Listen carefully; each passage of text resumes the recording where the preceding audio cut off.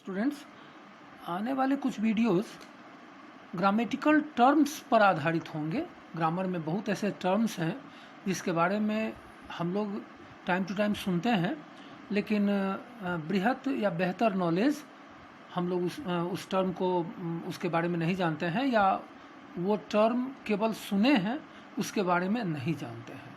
तो कुछ वीडियो जो आने वाले हैं मेरे, वो उन्हीं टर्म को क्लियर करता हुआ, जिससे कि ग्रामर समझना विद्यार्थियों को के लिए आसान हो, तो उसी के लिए डेडिकेटेड कुछ वीडियोस मैं आपके सामने रख रहा हूँ।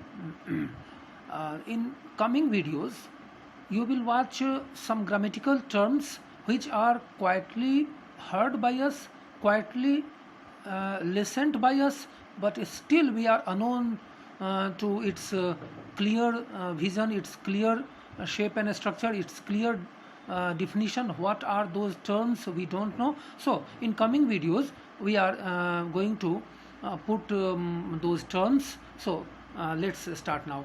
हम लोग आने वाले वीडियोज़ में जो टर्म रखने वाले हैं कुछ वीडियोस में, तो उन टर्म्स को हम लोग क्लियर करके एग्जाम्पल के साथ हम लोग समझे। डिफिनीसन देना तो संभव नहीं होगा, लेकिन ये डिफिनीसन मैं बोल ज़रूर दूंगा, लिखना संभव नहीं होगा, समय की कमी होती है वीडियोस में। तो लेकिन मैं टर्म उसके डिफिनीशन को बोल दे रहा हूँ और उसको एग्जाम्पल से क्लियर कर रहा हूँ। जैसे सबसे पहले है एजेंट। किसको कहते हैं एजेंट? एजेंट किसको कहते हैं? देखिए, पैसिव सेंटेंस में जिसके द्वारा काम किया जाता है तो उसको हम लोग एजेंट कहते हैं। पैसिव सेंटेंस में जिसके द्वारा काम किया जाता है तो उसको एजेंट कहते हैं। In passive sentences which are responsible to work is called agent. जैसे अगर हम लिखते हैं a mango is eaten by Amit, यहाँ पर अमित एजेंट है, क्योंकि इसी के द्वारा ये काम किया गया, आम खाने का काम किया गया, तो ये एजेंट है। एजेंट समझ गए होंगे आप सब लोग। अब हम लोग अगले टर्म की ओर चलते हैं और वो है सिलेबल। सिलेबल किसको कहते हैं? इसको कभी आप सिलेबस समझने का भूल मत कीजिएगा। ये सिलेबस नहीं है। सिलेबस का मतलब तो सरिकुलम होता है, पाठ्यक्रम होता है, आप सभी लोग जानते हैं। सिलेबल का मतलब होता है शब्द खंड।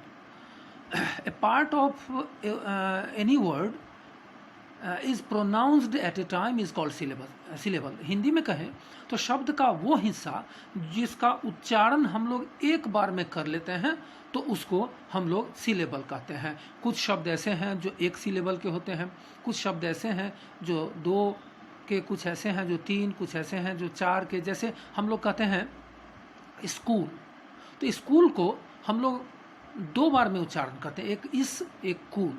हम लोग कहते हैं मैथमेटिक्स, तो आप देखें मैथमेटिक्स को हम लोग चार बार में उच्चारण इसका करते हैं, मैथमेटिक्स। तो इसका मतलब हुआ कि मैथमेटिक्स जो है वह ऐसा शब्द है जो चार सिलेबल का बना हुआ है। तो सिलेबल का मतलब हुआ कि शब्द का वो हिस्सा जिसका उच्चारण, जिसका प्रोनाउंसिएशन हम लोग एक बार में करते हैं उसको हम लोग सिलेबल कहते हैं। आगे बढ़ते हुए हम लोग देखते हैं एक शब्द आता है आपको एस्पेक्ट। एस्पेक्ट क्या है? एस्पेक्ट कहते हैं कि अंग्रेजी में वर्ब फॉर्म्स का प्रयोग यह बतलाने के लिए किया जा सकता है कि कोई भी कार्य किसी खास समय जारी था या वह पूरा हो चुका था। जैसे अगर हम कहते हैं कि it is raining, it is raining, वर्षा हो रही है, या फिर कहते हैं इट हैड रेन, वर्षा हो चुकी थी। इन दोनों को थोड़ा सा देखिए। इसमें आप देखिए कि एक काम जो था वह हो रहा है और दूसरा काम एक्सपेक्ट कर रहे हैं कि हो चुका था। तो इस दोनों को एक्सपेक्ट से ही बना है। ये दोनों को हम लोग इस परिस्थिति को एक्सपेक्ट कहते हैं। आगे बढ़ते हुए आगे देखते हैं हम लोग एक टर्म आया है बेयर इन्फिनिटिव। बेयर इन्फिनिटिव किसको कहते हैं? आप सभी जानते हैं कि 2 + B1 इन्फिनिटिव कहलाता है। ये बेयर इन्फिनिटिव किसको कहते हैं? बेयर इन्फिनिटिव के बारे में इतना ही जान लें कि वह इन्फिनिटिव जो बिना टू के इस्तेमाल होता है, that infinitive which is used without to is called bare infinitive.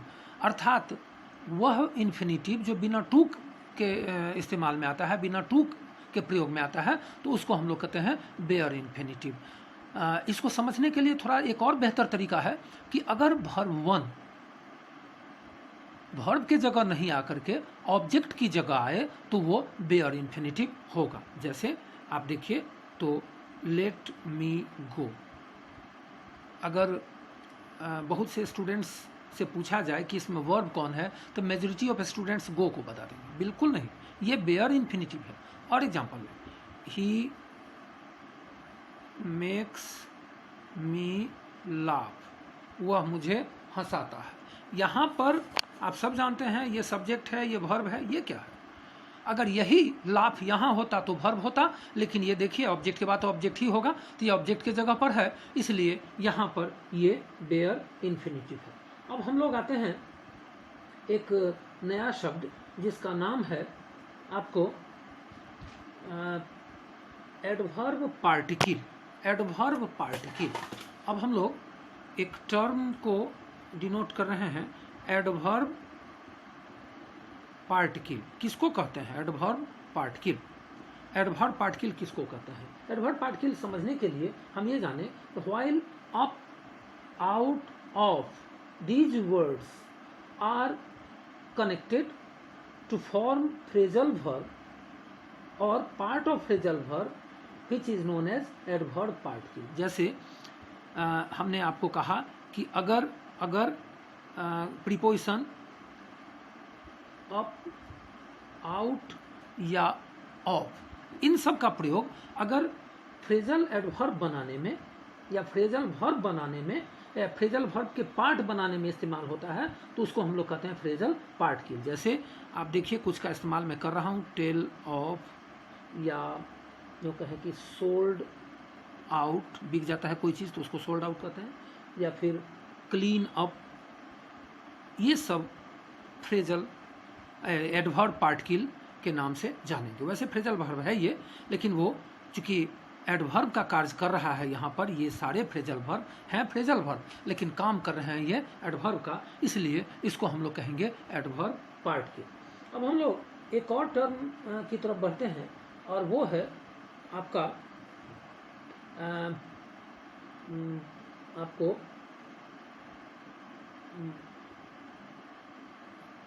Generative क्या है, जेनेटिव के बारे में हम लोग जाने।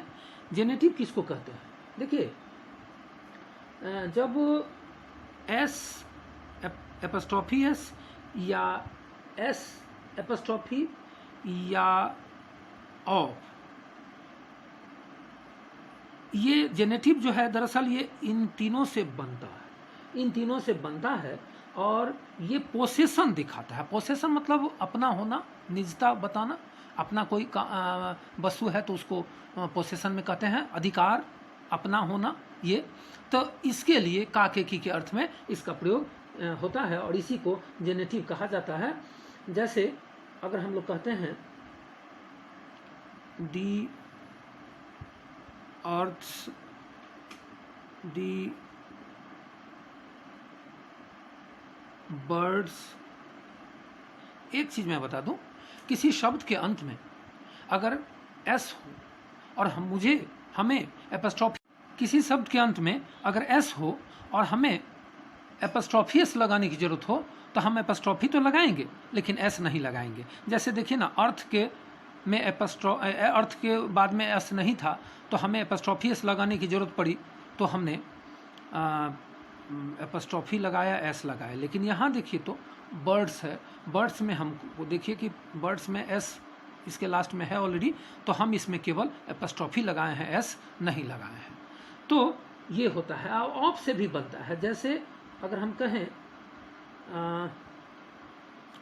द बुक ऑफ माइंड, तो हमने मोटे तौर पर जाना कि S apostrophe S, S apostrophe या ऑफ, जब पोसेशन दिखाता है तो उसी को हम लोग जेनेटिव कहते हैं।